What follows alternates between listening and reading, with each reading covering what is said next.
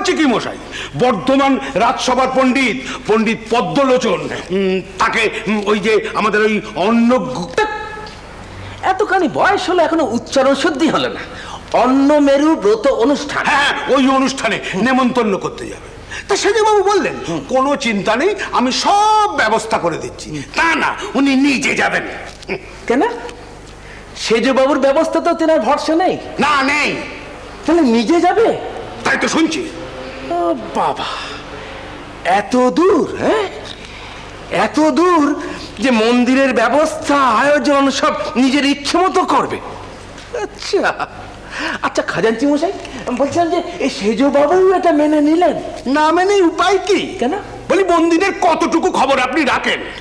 হ্যাঁ, সেজবাবুর এখন যা দশা, তাতে যদি ছোট ভট্টাচ বলে আকাশে চাঁদ পেরে এনে দিন, অমনি অমনি আকশি লগা নিয়ে সেজবাবু ছুটবেন ওই আকাশের চাঁদ পেরে আনতে। না, এই যে সমস্ত পণ্ডিতরা সেদিন সভা করে ওনার গায়ে ছাপ মেরে দিলেন, অবতার, সেই তো শুরু। তারপরে আবার ওই তান্ত্রিক সাধনা। এখন তো শুনি গুরু ভৈরবীর থেকে উনি নাকি আবার দের হাতে গিয়ে। ভালো ভালো, গুরু মারা বিদ্যে? না, গুরু মারা বিদ্যে নয়, আমাদের এখন ধরাছোঁয়ার বাইরে চলে গেছে। এই তো সেদিন মধু কবি, বুঝলেন?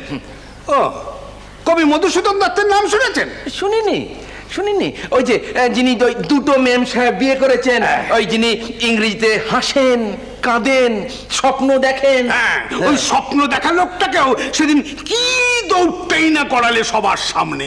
ও যাকে, আপনার সঙ্গে দাঁড়িয়ে এখানে সময় নষ্ট করার তো কোনো মানে হয় না। যাই, আমি বর্ধমানে যাওয়ার জোগাড় যন্ত্র করে গিয়ে। ও ঠিক আছে। এই যাত্রা বোধহয় খাজাঞ্চি মশাই বেঁচে গেলেন। কেন? এইমাত্র খবর নিয়ে এলুম,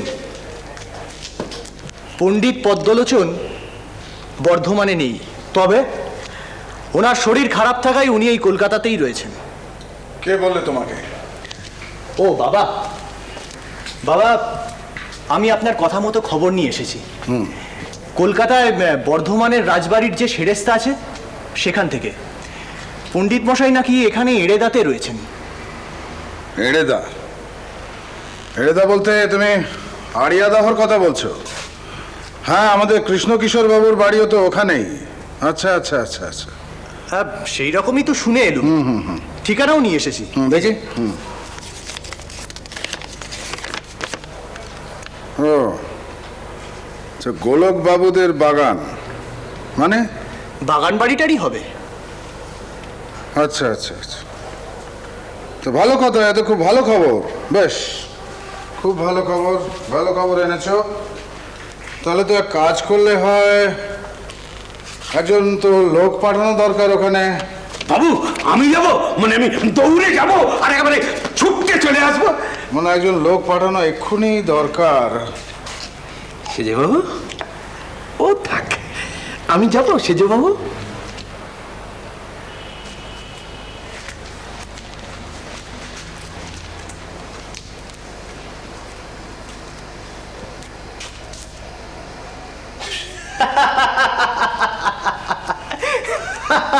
হাসছো কেন বাবা?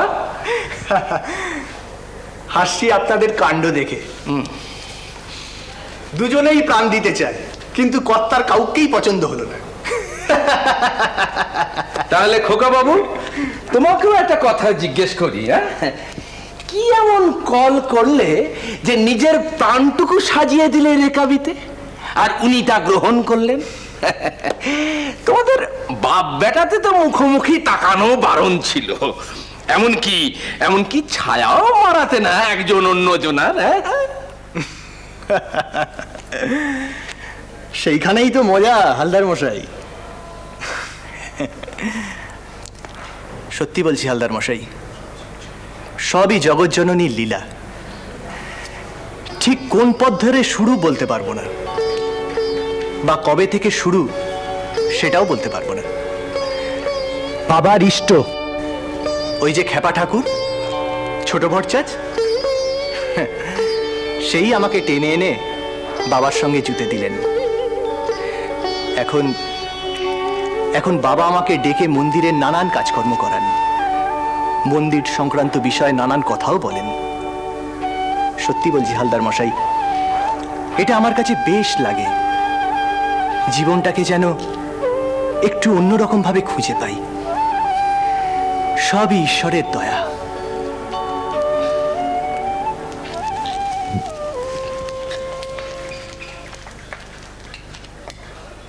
ও বাবা, এ তো একবারে জমে দই। কি খেলাই দেখাচ্ছে ছোট ভট্টাচার্য। এই বাঘে গরুকে একেবারে এক ঘাটে জল খাওয়াচ্ছে, বুঝুন। আপনি বুঝুন, আমার বুঝে কোনো দরকার নেই। দেখ খেতে দে খাওয়াচ্ছে। তা বেশ তো, এই বেলা আমরা এখানে দুজনে আছি, আমাদের বুঝিয়ে বলো। এই দেখো, তোমাদের আমি কেমন করে বুঝিয়ে বলবো বলো দেখিনি। আসলে তোমরা দুজন দুভাবের মানুষ। ওই সব ভাব যদি এক জায়গায় নিয়ে আসতে, তাহলে সব দিক দিয়ে সব কিছু তোমরা সোজা পেতে। সে বললে তো হবে না, তুই আমাদের আলাদা আলাদা করে বোঝাস। আজ আমরা অনেক ভেবেচিন্তে দুজনায় তোর কাছে এসেছি। আজ আমাদের দুজনাকেই তোর বোঝাতে হবে একসঙ্গে। ও বাবা, তাহলে আরো সবাইকে নিয়ে এসো, এখানে ধর্মসভার হাট বসিয়ে গুরুগিরি শুরু করে দিই। আজ নয় কাল, তোকে তো করতেই হবে। জানো পণ্ডিত, তোমাকে একটা আসল কথা বলি। আমার নিজের বলতে কোনো দিশা নেই গো। আমার সব দিশা ওই মা জগৎজননী ব্রহ্মময়ী। জানো, সেই শুরু আমার সাধনকালের গোড়ার দিক থেকে। ওই আশ্রিতে যেমন আমরা নিজের মুখ দেখি, ঠিক তেমনি ভাবে মা সন্ন্যাসী রূপ গ্রহণ করে আমার সামনে আসেন। এসেই আমাকে সব সংকট থেকে একবারে টেনে বার করেন। তারপরে আমি কিছু জানতে চাইলে আমাকে ইষ্ট অনিষ্ট এসব বুঝিয়ে দেন।